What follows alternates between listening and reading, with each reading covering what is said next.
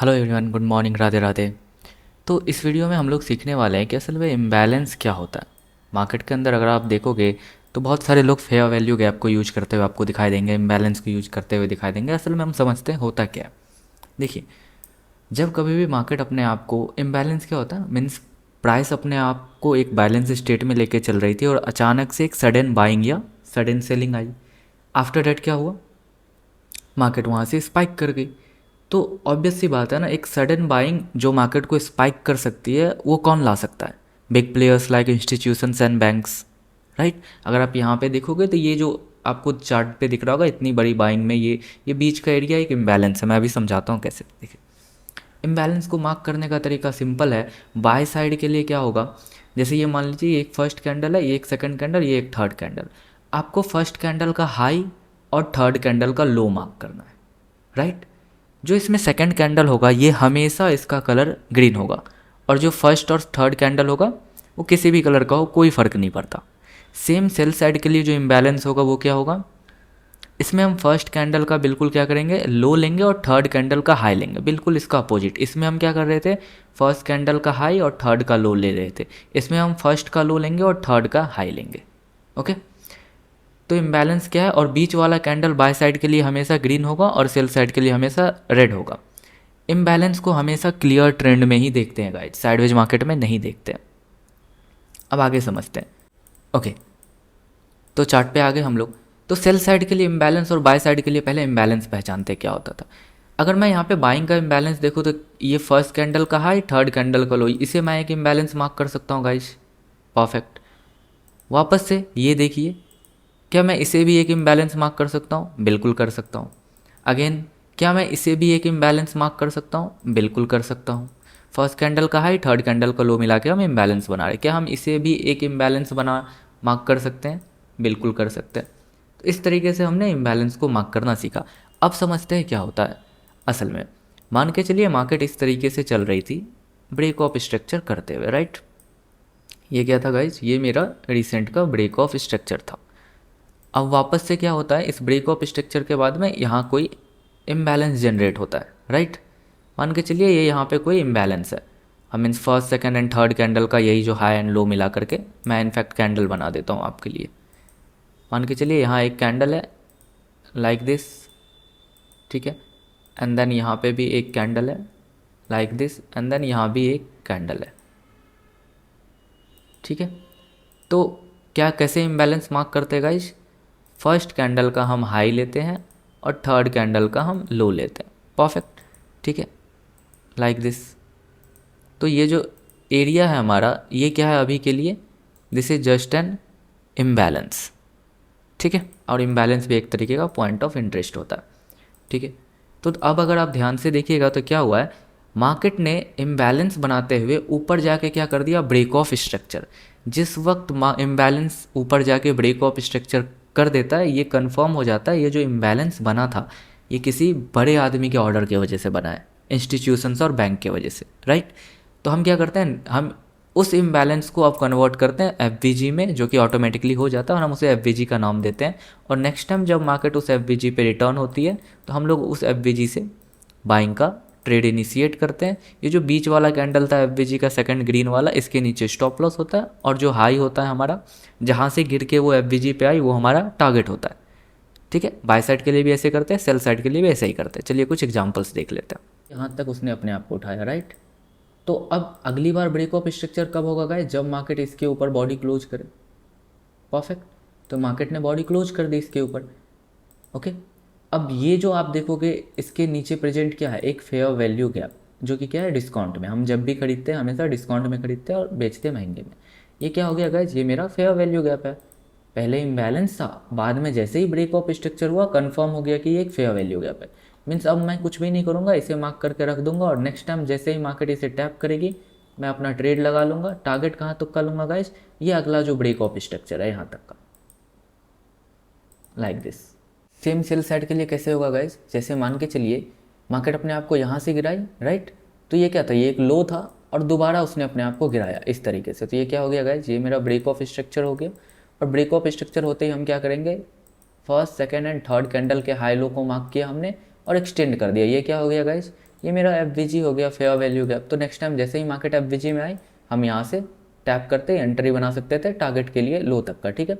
Again वापस से उसके बाद में क्या हुआ गाइज, फिर से मार्केट ने अपने आप को ब्रेक ऑफ स्ट्रक्चर दिया, और ब्रेक ऑफ स्ट्रक्चर देते ही वापस से क्या बन गया, एक फेयर वैल्यू गैप। तो हम लोग जैसे ही मार्केट नेक्स्ट टाइम इस एफ में टैप करेगी, हम लोग बाइंग साइड का सेलिंग साइड का ट्रेड ले लेंगे, और टारगेट ब्रेक ऑफ स्ट्रक्चर। इसी तरीके से तो मार्केट चल रही है बार बार। अब समझते हैं थोड़ा डिटेल में होता क्या। जैसे कि कभी कभी क्या प्रेजेंट होगा कि जैसे इस तरीके से मार्केट चल रही थी, राइट। तो अभी के लिए हमने कंसीडर क्या किया है कि जब भी मार्केट ब्रेक ऑफ स्ट्रक्चर करे और उसके नीचे कोई इम्बैलेंस प्रेजेंट हो, तो ब्रेक ऑफ स्ट्रक्चर के होते ही वो इम्बैलेंस बन जाता है फेयर वैल्यू गैप, और नेक्स्ट टाइम मार्केट एफ पे आए तो हम लोग वहाँ से ट्रेड लेते हैं। पर मान के चलिए कि ये मार्केट ऐसे ना हो करके पहले से क्या हो, डाउन ट्रेंड में हो, लाइक दिस, ओके। और फिर यहाँ से मार्केट अपने आप को उठाए और इस तरीके से यहाँ पे इम्बैलेंस बनाए, तो कंडीशन सेम रहेगा गाइस सब चीज़। बस इस बार ये ब्रेक ऑफ स्ट्रक्चर के जगह ये क्या है, ब्रेक ऑफ स्ट्रक्चर इसका कहाँ हुआ होगा, नीचे।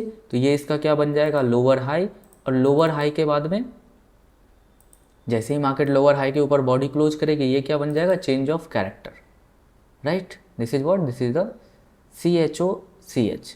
और चेंज ऑफ कैरेक्टर के होते ही ये इम्बैलेंस वापस से क्या बन जाएगा, FVG। तो आपने जो फोटो देखा था उसमें दो कंडीशन आप अगर ध्यान से देखोगे लिखा हुआ था कि CHOCH और BOS का होना ज़रूरी है। यही था वो दोनों कंडीशन, अप ट्रेंड और डाउन ट्रेंड के लिए, ठीक है। अब समझते हैं कि क्या होता है। जैसे ही मार्केट कोई इम्बैलेंस के एरिया पे, मान के चलिए यहाँ से मार्केट ऐसे अपने आप को गिरा रही थी, राइट। तो यहाँ पे क्या था, एक सेलिंग का फेयर वैल्यू गैप था। अब मैं एज्यूम कर रहा हूँ कि आपको पता है फेयर वैल्यू गैप क्या होता है, ठीक है। एंड देन मार्केट ऊपर उठती है, एंड देन यहाँ से जब वो उठती है तो वापस से ये क्या करती है, बाय साइड का भी एक इम्बैलेंस क्रिएट करती है, लाइक दिस, ठीक है। तो ये जो अब कॉमन एरिया बच गया ना, मीन्स बाइंग का FVG एंड सेलिंग का FVG का, ये इस साइड क्या था, इस साइड एक सेलिंग का FVG था और इस साइड एक बाइंग का इम्बैलेंस है। तो ये दोनों जो कॉमन एरिया दोनों का जो निकलेगा, इसे बोलते हैं इन्वर्स FVG। क्या होता है गाइस, ये एक इन्वर्स FVG होता है, और इन्वर्स FVG की प्रायोरिटी हमेशा ज़्यादा होती है फेयर वैल्यू गैप से भी और ऑर्डर ब्लॉक से भी, ठीक है। यहाँ से मार्केट ने अपने आप को उठाया, राइट, और ऊपर लेकर के गया इस तरीके से, ठीक है। ये मान के चलते हैं 1 मिनट टाइम फ्रेम है, और हमेशा याद रखिएगा 1 मिनट टाइम फ्रेम की प्रायोरिटी 5 मिनट से ज़्यादा नहीं हो सकती है। 5 मिनट वाले की प्रायोरिटी ज़्यादा होगी कंपेयर टू 1 मिनट, राइट, और 15 मिनट वाले की ज़्यादा होगी कंपेयर टू 5 मिनट, ठीक है। तो जैसे इस तरीके से मार्केट मान के चलिए अपने आप को ऊपर लेके गई, और इसने क्या कर दिया, चेंज ऑफ कैरेक्टर। अब चेंज ऑफ कैरेक्टर के होते ही आपको पता है कि यहाँ पे क्या हो गया मार्केट में, ये आपका फेयर वैल्यू गैप है, राइट। और ये कहाँ हो रहा है, ये 1 मिनट टाइम फ्रेम पे, 1 मिनट टाइम फ्रेम का ये आपका फेयर वैल्यू गैप है, राइट। पर वापस यहाँ पे भी एक FVG है, राइट। तो हम तो हमेशा खरीदते हैं तो नीचे वाले को यूज करते हैं, डिस्काउंट वाले को, राइट। अब यहाँ भी एक FVG और यहाँ भी एक FVG है, तो सिर्फ अगर FVG के कंसेप्ट से देखा जाए तो हम इसे नीचे यहाँ पे खरीदते हैं। पर जैसे ही हम इसके टाइम फ्रेम को बड़ा करते हैं और इधर अगर कोई कॉमन एरिया मिल गया लाइक इन्वर्स FVG वगैरह, तो मार्केट कभी भी आपके 1 मिनट के FVG तक नहीं आएगी, वो यहीं से अपने आप को रिटर्न कर लेगी। मैं एग्जांपल दिखाता हूँ, समझते हैं क्या होता है। ओके, अभी देखिए ये जो स्ट्रक्चर है चार्ट का, ये क्या है, मार्केट ने एक ब्रेक ऑफ स्ट्रक्चर किया guys, perfect. Break of structure के करते ही एक डिस्काउंट में यहाँ पे फेयर वैल्यू गैप प्रेजेंट है। ये क्या हो गया मेरा, ये मेरा फेयर वैल्यू गैप हो गया। अब आप तो वेट कर रहे हो कि मार्केट क्या हो, फेयर वैल्यू गैप पे आए। This is 1 minute time frame, right. FVG पे आएगी तो मैं यहाँ से बाई करूँगा, परफेक्ट। पर आप अगर ध्यान से देखोगे तो मार्केट ने FVG को टैप किए बिना ही बाइंग दे दिया। ऐसा क्यों हुआ, हमेशा आपको हर एक टाइम फ्रेम को ध्यान में रखना है। तो जैसे ही आप इसे 5 मिनट के टाइम फ्रेम पे स्विच करोगे, आपको समझ में आएगा कि ये ऐसा क्यों हुआ। जैसे ही आप 5 मिनट के टाइम फ्रेम पे आए हो तो ध्यान से देखिए क्या है यहाँ पे। अगर मैं सेलिंग का इम्बैलेंस बनाऊँ तो क्या मैं इसे एक सेलिंग का इम्बैलेंस बना सकता हूँ, 1, 2 और तीसरा कैंडल मिला के, परफेक्ट। और ये बाय साइड वाला मेरा क्या हो गया, FVG, 1, 2 और 3, राइट। बाइंग साइड का FVG और सेलिंग साइड का इम्बैलेंस, और ऊपर जाके क्या हो गया, ब्रेक ऑफ स्ट्रक्चर। तो ये चीज़ क्या बन गया मेरा, IFVG। तो मार्केट के पास में अगर इन्वर्स FVG प्रेजेंट है तो क्या वो कभी FVG तक आएगी, नहीं आएगी, वो कभी एफ को टैप नहीं करेगी। और मार्केट अपने आप को इन्वर्स एफ पे टैप किया और टैप करते ही क्या कर दिया, एक बहुत अच्छी बाइंग यहाँ पे आपको देखने को मिली। समझिए चीज़ों को क्या होता है।